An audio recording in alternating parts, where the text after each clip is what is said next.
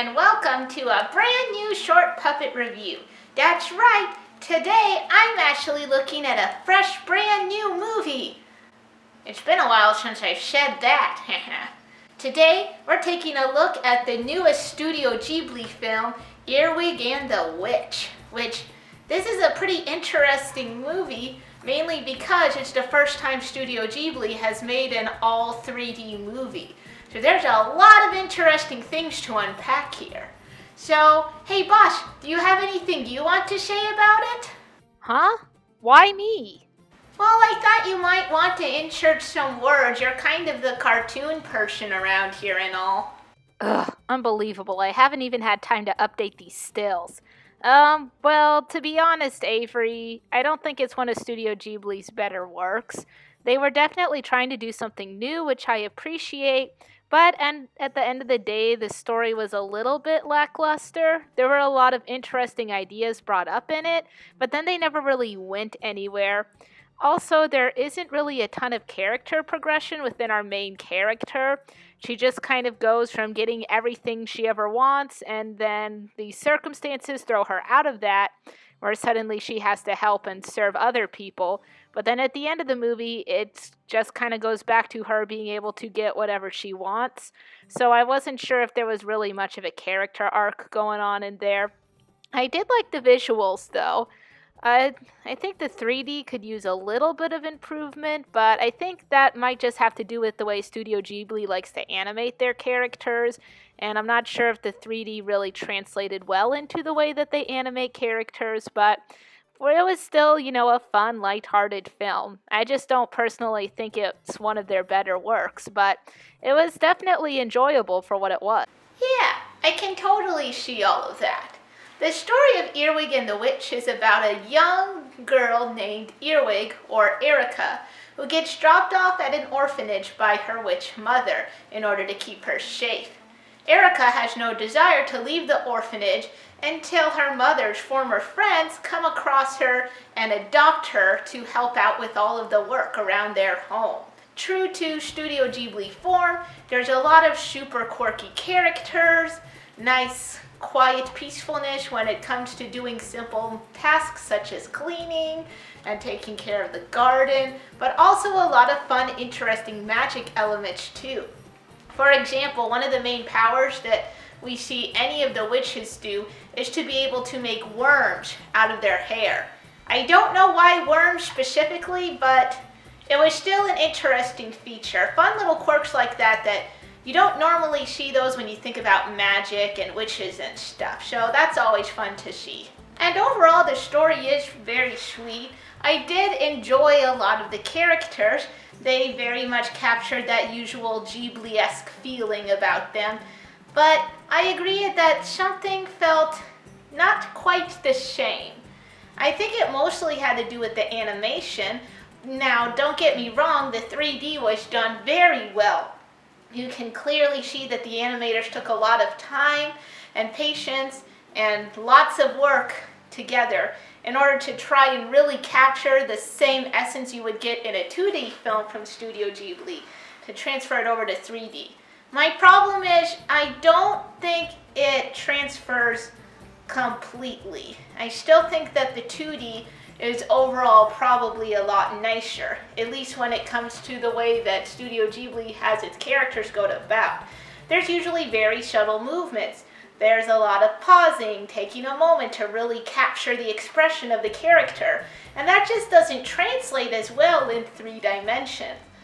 Come to think of it, even looking at sort of the biggest 3-dimension animators like Disney and Pixar right now, anytime their characters are still, there is still some kind of movement happening around them.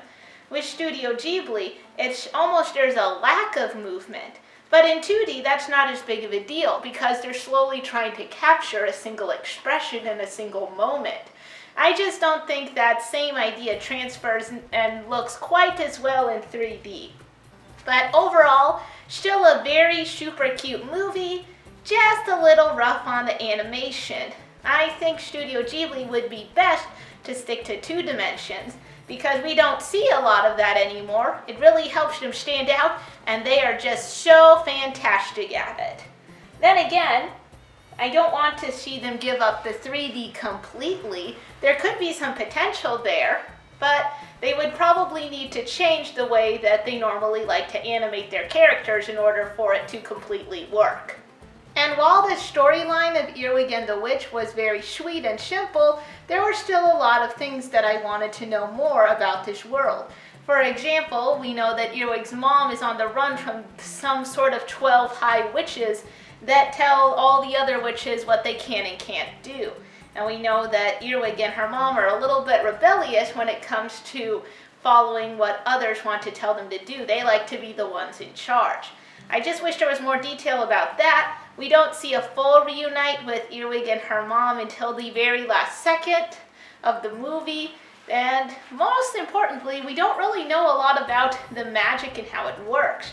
We know that the witches that Earwig is adopted by use a lot of their magic for sort of simple, mundane tasks that wouldn't be perceived as magic in the normal world. For example, one client wanted a spell to let their kid win a dancing competition. Another client wanted a magic potion that would let the trains run faster and on time, and sort of simple tasks like that. I could see that this has the potential to become a series if possible. There's lots of potential there. This almost kind of felt like a long movie pilot that could go into a series.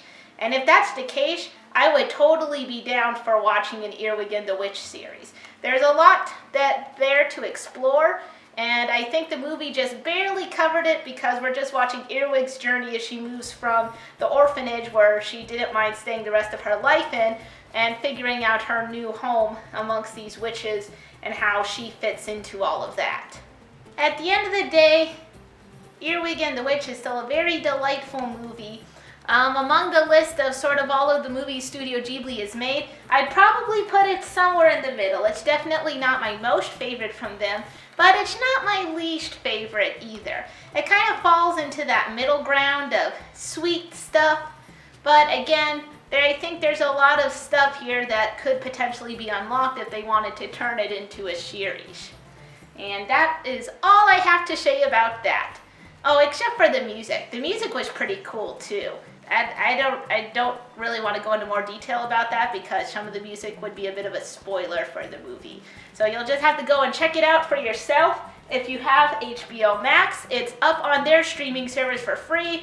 No charging anything extra. You can go up and see it right now. And if you liked this review, go ahead and put a pause up and press that like button. I'm slowly trying to get back into reviews. I know Lucy and I have been doing Scary Wary, and not a lot of people seem to be into that. I don't blame you, but Lucy's enjoying it, so we're gonna try and plug through the rest of that, and then hopefully there will be a lot of movies releasing on streaming services. I know the new Disney movie is coming out soon. Oh yeah, in March. Can we see that? You're gonna have to wait for it to not cost anything. I'm not spending $30 on a movie. I'm not going to the movie theater either. Oh, well, that one might be a bit delayed. We should have reviewed Shoal. Yeah, you should have. Ugh.